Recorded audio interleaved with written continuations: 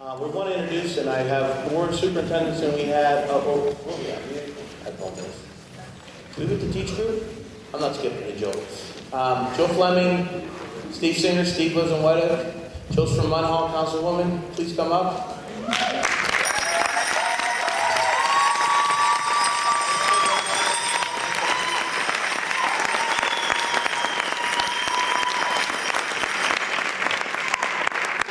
As well as you did still valid. Thank you. I want to first thank the McKeesport Area School District for putting this together and having us here this evening. And I'd also like to thank the panel of elected officials who are here supporting public education tonight.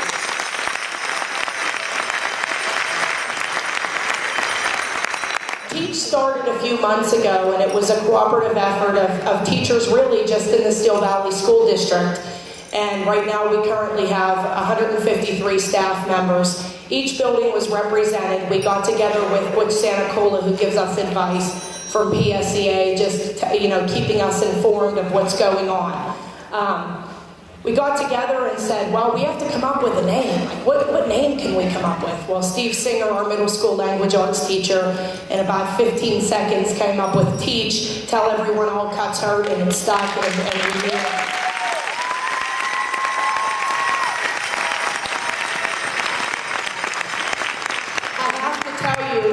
In a short time, we organized ourselves, and it was everything from letter writing. We had a town hall meeting like this, a rally on the corner of 22nd and Main, where we started with our signs and our t-shirts. Coming here tonight, getting out of the car, and seeing all of these versions of signs and shirts. I mean, wow, that's all I can say. Wow.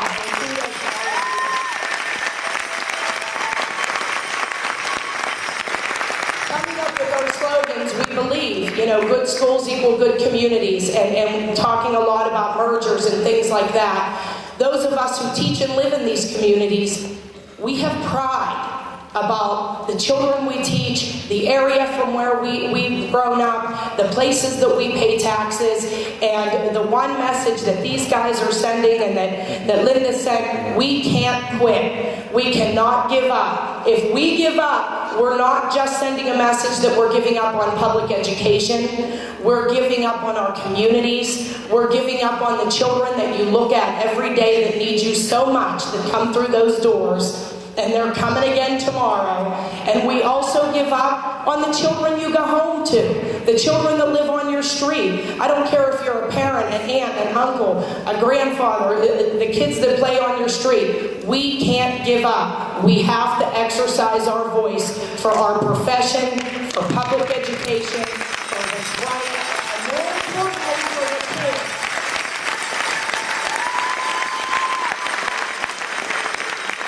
One of the things I got the opportunity to do, I took a personal day. It was a personal day.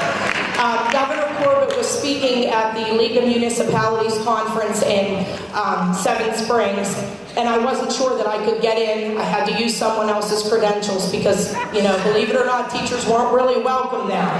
So I did get in, and I met with the teach group before. We generated some questions, and then when I got there, I thought, is this really what he's telling people? So we scrapped all of the questions. I was so disturbed by the fact that he was actually asking these elected officials and business leaders to go back to their school districts and explain that he's increased money to the basic education fund and that they misappropriated the stimulus money. And shame on them if they misappropriated the stimulus money and sunk it into salaries. Well, I know that we didn't do that at Steel Valley, and I know that all those school districts, McKeesport, West Mifflin, East Allegheny, Clarendon, Duquesne, that's not what we did with our stimulus. I think the governor needs to look at the increase in scores in Pennsylvania and then get back to us and talk about what we did with stimulus money.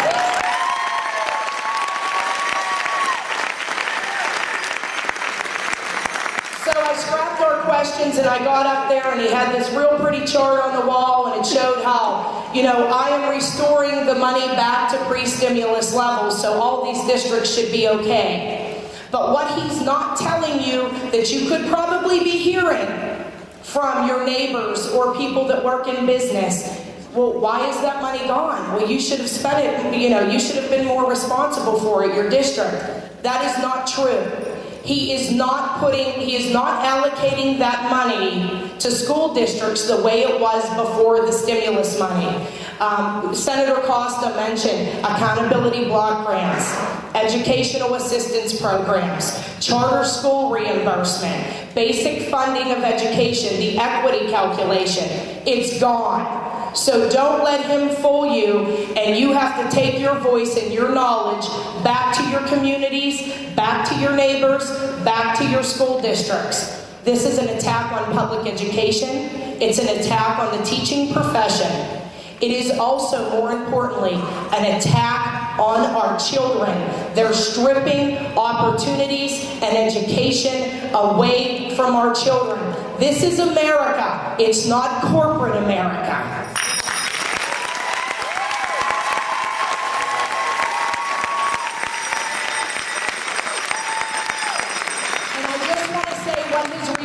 And then I'm going to turn it over to Steve. In saying all of that to him, that he didn't appropriate the money the same way, that we don't have a voice on any of his committees. There is not, his committees are not made up of advocates for public education or for children.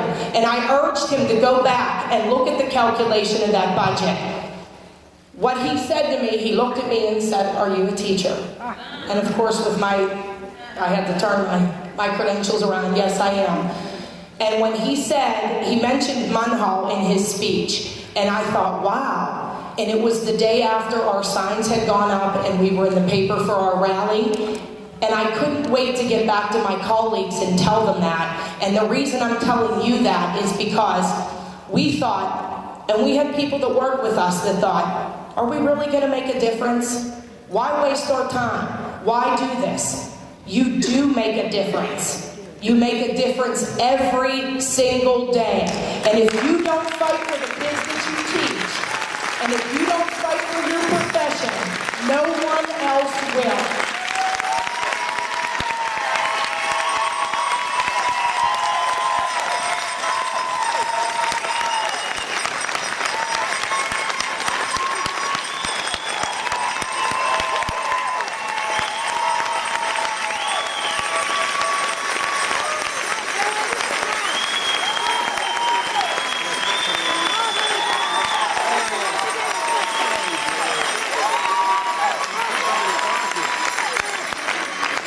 In closing, I just want to say his response to me was this: did you know that I was a teacher?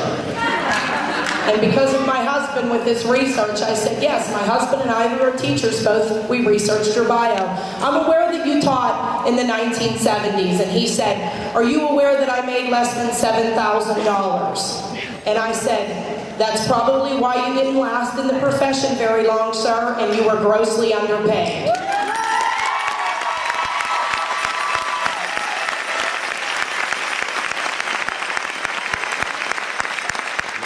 Over to Steve Singer. He has a lot to show you about the things that you can do. Again, thank you to McKeesport Area School District and our panels up here. Keep fighting the good fight.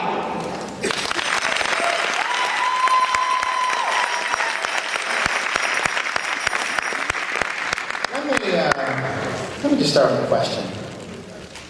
Who's here to rally for education? You got any teachers out here? You got any parents? Any parents? Any students? Any students? How about, you got any Americans out here? Any Americans?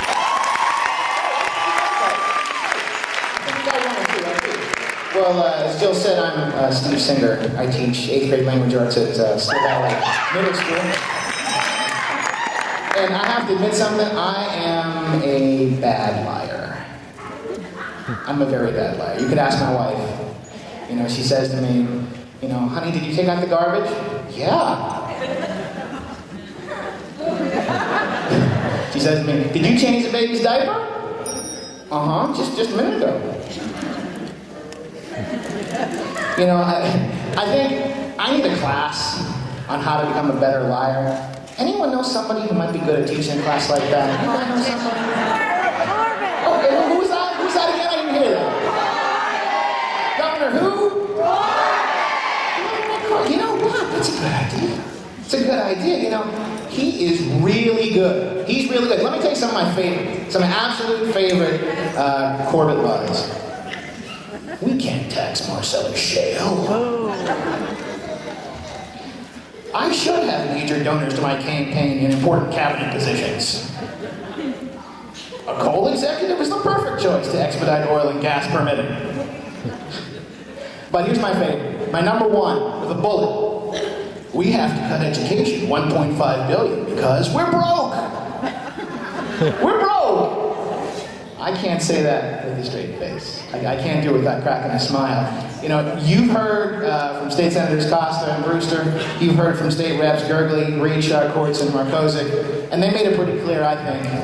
You know, we have this $1 billion of extra revenue. Governor Corbett, you're busted.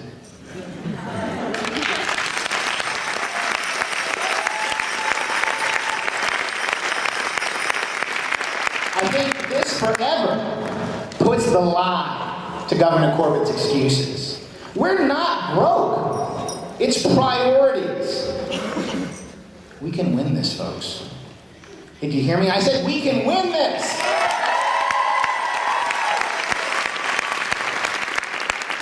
How dare the governor cut education for our children while increasing his and his staff's salary?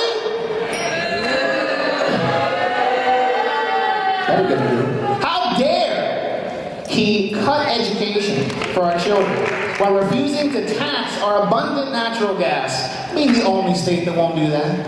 How dare he? How dare he increase prison funding by over $2 billion while cutting education?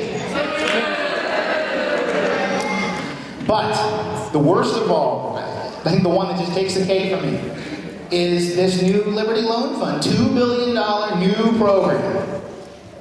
You know, I have nothing against business. My family owns a business in West Mifflin. But this Liberty Loan Fund, this has nothing to do with helping business. It's walking around money. It's Friends of Corbett. This is nothing more than a way to funnel more cash to his business buddies. People, are we going to take that? Are we going to take that? Are we going to let him get away with it? I sure don't think so. I sure don't think so. We are asking everyone here. We have a table. Teach is a table outside in the front, the second table in. We're asking everyone to please come to that table and sign up. Sign up to fight.